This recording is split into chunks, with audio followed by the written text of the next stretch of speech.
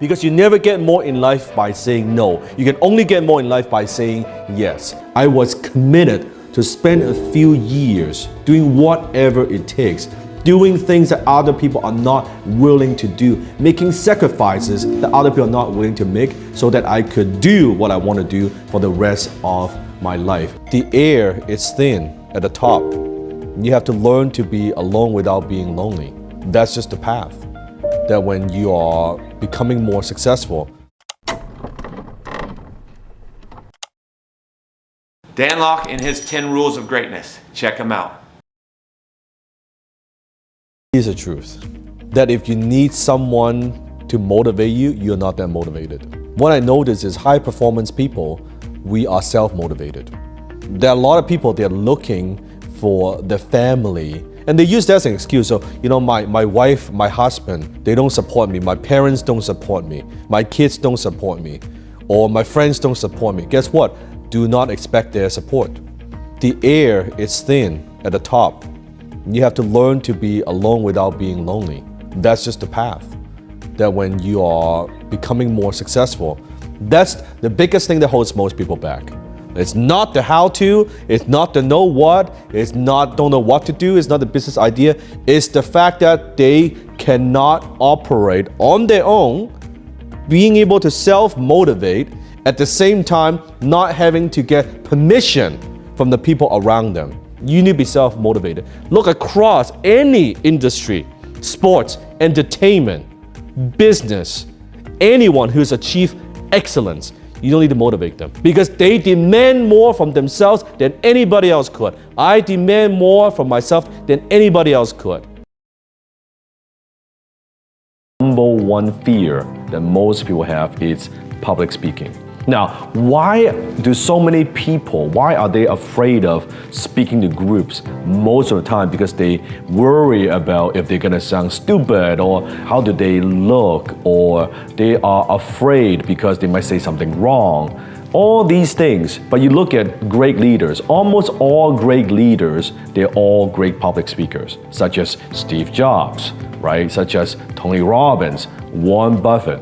One of the skills that changed my life is public speaking. When I joined Toastmasters years ago, because I wanted to improve my English and also reduce my accent, and I was improving myself through public speaking. I developed confidence, self-confidence through public speaking. So ask yourself, are you afraid to speak to groups?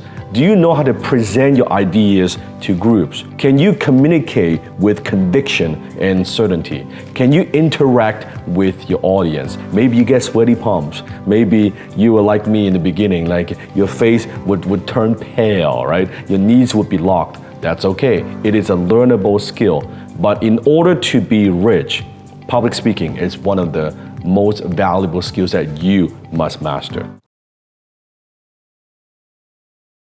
The third decision that will change your financial life is this. Decide what price are you willing to pay. There's always a pay price to action. Everything you want in life, it has a price. I remember the first 5 years when I was building my empire, building my business. The first 5 years I was working.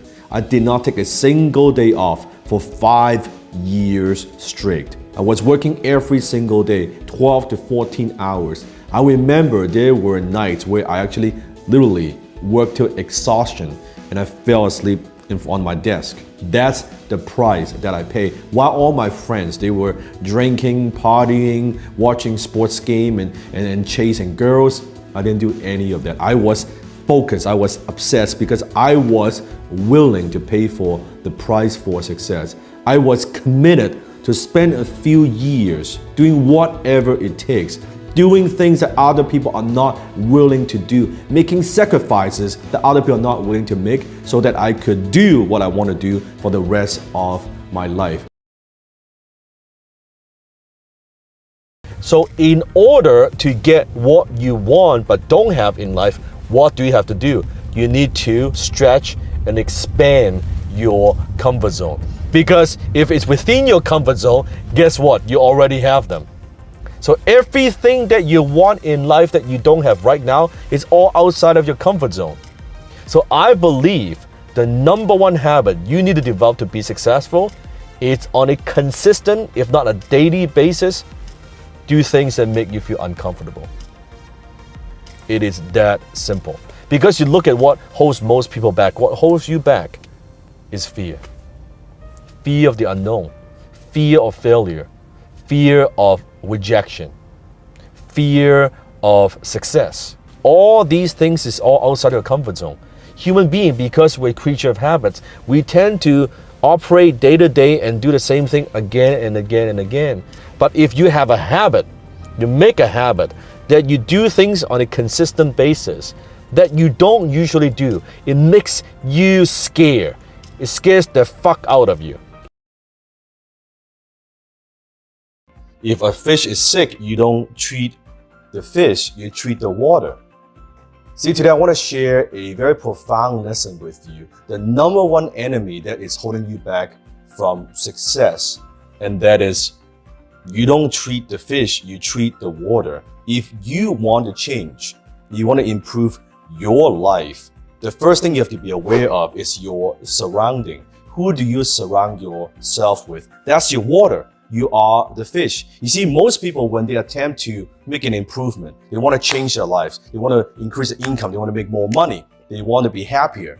But they want to change all of that without changing their environment. It's virtually impossible. You're setting yourself up for failure because if you want to change, but the environment is toxic, the people you hang around, they're negative. The people around you, they don't believe in you. Successful people embrace failures. Do you embrace failures or do you take failures personally? You see, successful people, they are ridiculously positive about their future. They always speak positively about their future, where things are going, as if it's already happened. Even though there's no way that it could happen, they believe in themselves, right? They have positive expectations about their future. Walt Disney was fired by news editors saying that he had no imagination and no creativity. Steven Spielberg was rejected 3 times by film school before getting his huge break. Colonel Sanders, at the age of 56, got rejected 1,000 times for his recipe before a restaurant picks it up. You will notice the most successful people in any field, they are usually the ones who have failed more than anybody else. You see the difference between a successful person and everyone else? It's not a lack of strength, it's not a lack of knowledge, it's a lack of will. Winston Churchill said it best: success is going from failure to failure without losing enthusiasm. Frustration, negativity, fear, envy, depression, limiting belief, procrastination. How do you manage your emotions? How do you manage your mind? You see, you could get all the other 6 skills right and you can master all other 6 skills, but if you don't have your mindset right, it's not going to work. I've said it many times. The book Napoleon Hill wrote, it's called Think and Grow Rich. Part of thinking is managing your mind. What are you feeding in your mind? You need to say a lot of yes. Because you never get more in life by saying no. You can only get more in life by saying yes. Say yes to that opportunity. Say yes meeting to that new person. Say yes going to that new city. You want to try a lot of different things. Sometimes a lot of young people, they ask me, well, Dan, what should I focus on? What should I do? What career should I pursue? Or what's my passion? I say, how the fuck do I know? You haven't tried enough things. You haven't failed enough. I don't want to be the top dog in my circle, right? I don't even want to be equal. I want to walk in a room, I want to be the least successful guy in the room. Because then I can learn from them. I could grow, right? In my circle, I'm like a small potato. So I don't see myself with, oh, I'm very successful. No, I mean, people on social media, people around me, for sure, right? Compared to most people, yes. Not compared to myself. I have higher expectations for myself than anybody else. I am not 1%. Listen to me. I am not even 1% of where I want to be compared to my vision. And I'm where most people want to be in their dreams. And I am not, in my vision, 1% of where I want to be. So what the hell should you be doing? I'm not complacent. I'm working harder today than I was 15 years ago, 10 years ago. I'm working harder today. Why? So the money thing doesn't drive me anymore. You need something bigger. You need a bigger purpose. Otherwise, I'm still young. You're still young. Hell on earth is meeting the man or woman you could have been. Life is short. Look at Kobe Bryant. Basketball. Superstar.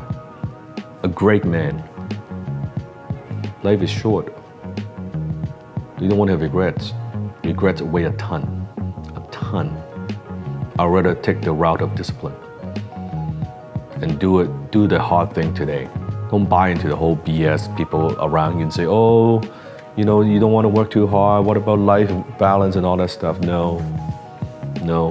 You see, now I'm almost to my 40. I could work harder in terms of stamina, 20 years old, 30, right? And 40, you'll feel it, right? For those of 40, you know what I'm talking about. So now, in order to work harder, it requires more mental bandwidth, it requires more energy. It's harder. Like when I was young, I can pull a few all-nighters, no problem. Now I can't do it. So I need to work smart as well as working hard, right? Not just physically, but mentally. Think about it. If you have given a choice, if you could have $1 million for the rest of your life, you have $1 million, but in exchange, you could no longer have intimacy. You can no longer have relationship with anybody else. You can no longer love. In exchange of $1 million, would you take it? Comment below. You wouldn't, because life without love means very, very little. And how could you give love? You cannot give something that you don't have. So how could you give love if you don't have love yourself? How can you love others if you don't love yourself? Hopefully you've learned something from his 10 rules of greatness. Hopefully you will take 1, 2, or 3, or maybe all of them and implement in your life. The goal of these 10 rules is to look at successful individuals and things that they do. Look at their behaviors and make adjustments to your own behaviors. Successful people leave clues. So copy what works and get rid of the rest. And start making some changes in your life. Leave in the comment below what rules you're going to implement in your life. Here's to your success, and keep working hard.